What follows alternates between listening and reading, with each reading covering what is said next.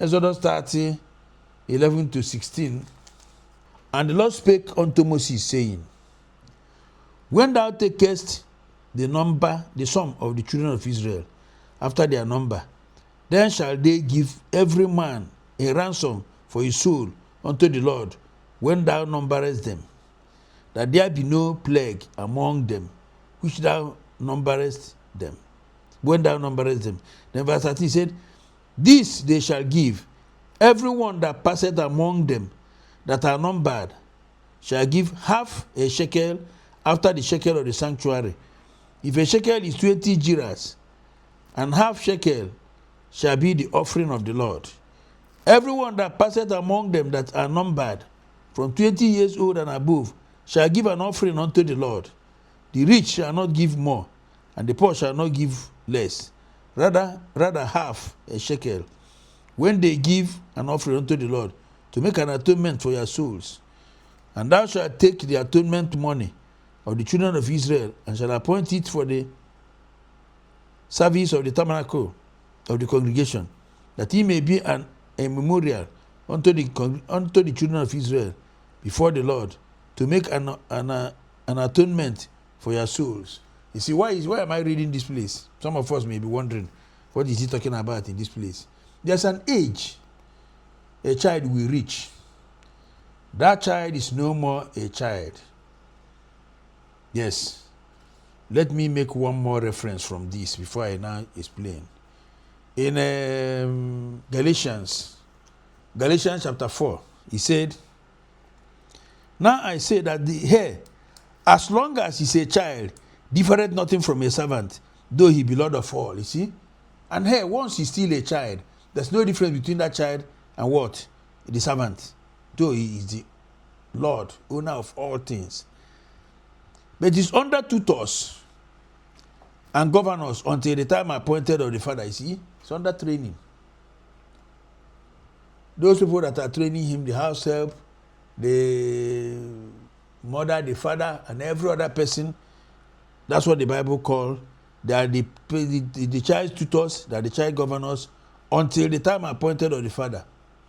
Even so, we, when we were children, were in bondage under the elements of the world.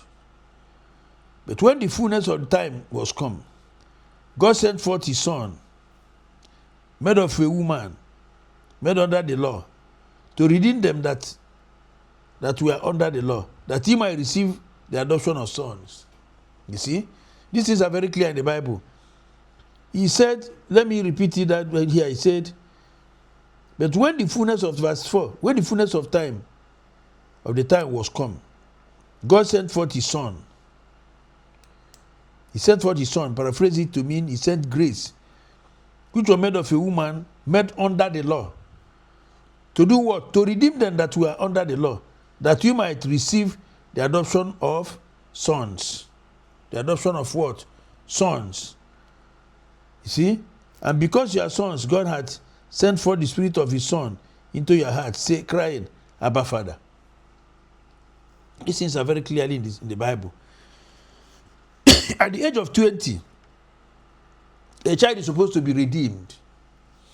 Let me explain it like this. In the Old Testament, God had, through that old man, Jacob, blessed his children. And when he came to Levi, he said that Levi was going to be the priest. The priest of Israel was going to come from the tribe of Levi. And it happened truly. But then, before the tribe of Levi multiplied to be able to produce the priests, God had ordered that the firstborn male child from each family shall be kept by the side, kept apart for him. So he used those male children to cover up for the tribe of Levi, until the tribe of Levi grew, multiplied, had so many sons and daughters, had the number of people that could be taken in to do that office of a priest. And God now said to Moses, tell the children of Israel that they should come and redeem. Because when he took those firstborn, he said they belong to him. It is him, his property. They are like his property. But then along the line, when he now wanted them to be redeemed back, he told Moses, tell their parents, tell their fathers to come and redeem their children. And in redeeming them, the person will pay 20 jiras. When were they redeemed? They were 20. Anyone that was 20 will also be redeemed with 20 jiras. What does that mean? Number 20 in God's arithmetic of redemption is the number for redemption. In arithmetic of God's numbers, number 20 is the number for redemption. And redemption means separation. That means that money that is being paid is to separate that child, so that that child will know that is the lost property. Like manner, in families, when a child gets to 20, a man child, when he gets to 20, quietly, that child is supposed to be separated. I will explain it, and I will say the way I do my own. My children, when they are still underage, I take care of them. I do everything. I mean my boys. And I tell them, I give them notice, because by that 20, they're supposed to have finished university or about to finish. And I tell them that the moment you graduate and finish your youth service, you take 1 year notice and leave my house. Why? Some people might say, this man is very wicked. He has nothing to do with wickedness. Let me explain it. If you don't do it, you automatically establish the authority of 2 captains in that house. And before you know it, you start flexing muscles with your child. So what do we do? How do we manage this thing? Set them free at the age of 20. You see, when we see the Western world doing some of these things, we think that they don't know what they are doing.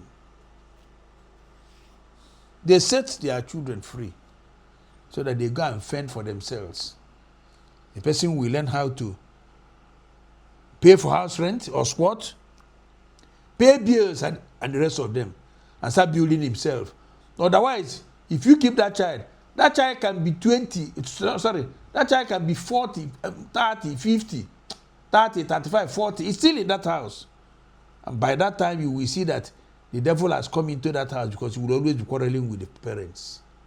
When you tell the person a small thing, you say, who are you insulting? Do you think I'm a small boy? And it's very, very, very dangerous. Very, very, very, very dangerous.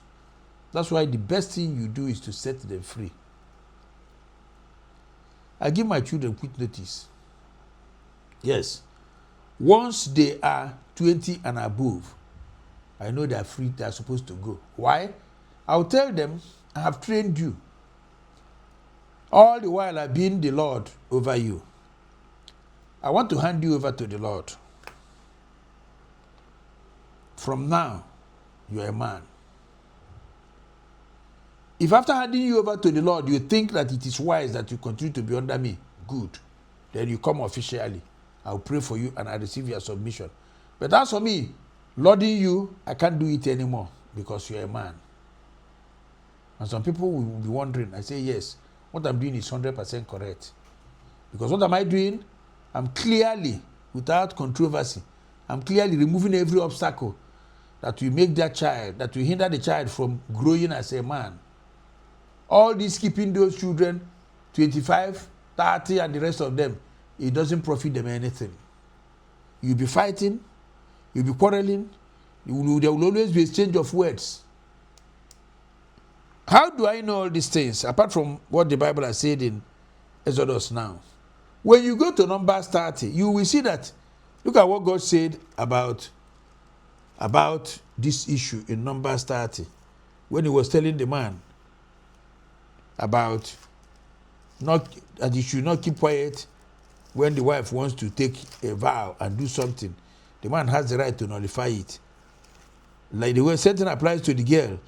When a girl child wants to do the same thing, the father, when he hears it, the father can nullify it. But not so with a child that is up to 20 years being a man. No. Therefore, to avoid clash of interest, leave that house and go and build your own life, your own family. Build it. Go and build your own this thing. In Numbers 30, let's look at it. Numbers 30. I read it the other time. I want to read it again because we have a lot of things to learn from here. You will see where the Lord said, well, God was talking to Moses. And Moses spake unto the heads of the tribes concerning the children of Israel, saying, this is the thing which the Lord had commanded. This is what God has commanded us to do. And he said, if a man vow a vow unto the Lord, or swear an oath to bind his soul with a bond, such man shall not break his word. You see it?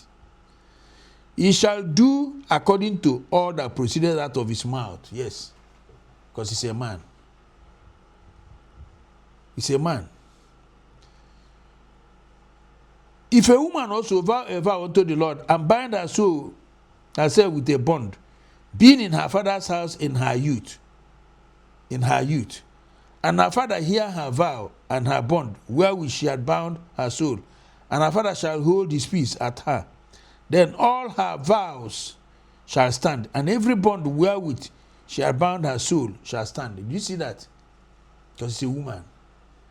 The father has the right to nullify it. But the father has no right to nullify the one of the son when he has come of age. He said,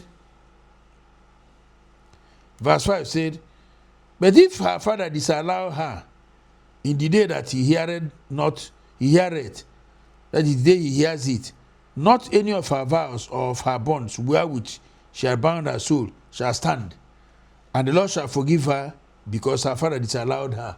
You see? You see the authority he gave men. Verse 6 said, and if she had at all, maybe she has an husband, but maybe the husband is not living there for that moment, when she vowed or uttered aught out of her lips, wherewith she bound her soul, he said, and her husband had it, and held his peace at her in the day that he had it, then her vow shall stand, and her bonds wherewith she bound her soul shall stand. You see? The husband does not talk because he wants peace. Slacker men, compromisers. I don't want to say anything now. Before I say now, the woman will start insulting me and so on and so forth. And therefore, we keep quiet. When you know that those things are hurting you, they are not the right thing, you keep quiet. Now, the Lord said, but if her husband disallowed her on the day that he had it, then he shall make her vow which she had vowed, and that which she uttered with her lips, wherewith she bound her soul, of none effect, and Lord shall forgive her. That means if the husband decides to say no, you can't do it, please. And you say no, who are you? What are you contributing in this thing? Are you the one that is doing so and so thing? I'm going to do that thing. If you go on and do that thing, because that man has said no, God will send the cruel messenger, Proverbs 17:11, to come and teach you the difference between June and July. You cannot play with God. Once the man says no, don't do it. That's what God is saying. Verse 9. But every vow of a widow and of that is divorced, wherewith they have bound their souls, shall stand against her. You see, I mentioned the other day that we are not talking about divorcee or divorced women or whatever, because we don't practice it at all. So, verse 12. But if her husband had utterly made them void on the day he had them, then whatsoever proceeded out of her lips concerning her vows, or concerning the bond of her soul, shall not stand. Her husband had made them void, and the Lord shall forgive her. Every vow and every binding oath to afflict the soul, her husband may establish it or her husband may make it void. But if her husband altogether hold his peace at her from day to day, then he establisheth all her vows and all her bonds, which are upon her. He confirmed them, because he held his peace at her in the day that he had them. But if he shall anyways make them void after that he had them, then he shall bear her iniquity. These are the statutes which the Lord commanded Moses between a man and his wife, between the father and his daughter, being yet in her youth, in her father's house. You see? So this thing is very clear. For the man, once he's up to 20, according to the scripture, he has reached the age of redemption. If there is any vow he made, any bond, maybe I want to follow the Lord, I want to separate myself, this and that, like the prodigal son did, the father has no right to stop him at that age. He can be established. Go and follow the Lord. As long as he's still a child. Because from 19 downwards are still regarded as children. But from 20, you are now a man. That's what the Bible is saying here. But if it is a woman, a girl, while she's still in her father's house, no matter her age, she has no right. Once the man say, don't do that, it's settled. And if she had a husband at all, and the husband say, don't ever try it, it's settled. Women, take note. Fathers, take note. Husbands, take note. You have the right to stop anything, either your wife or your girl child is doing or wants to do. You have the right to do that. For your son, if he's still in your house, you have right. If he's no more in your house, because he has grown 20 or more, allow him. Let him go and meet God by himself. It's a very clear message. And some of us will not agree.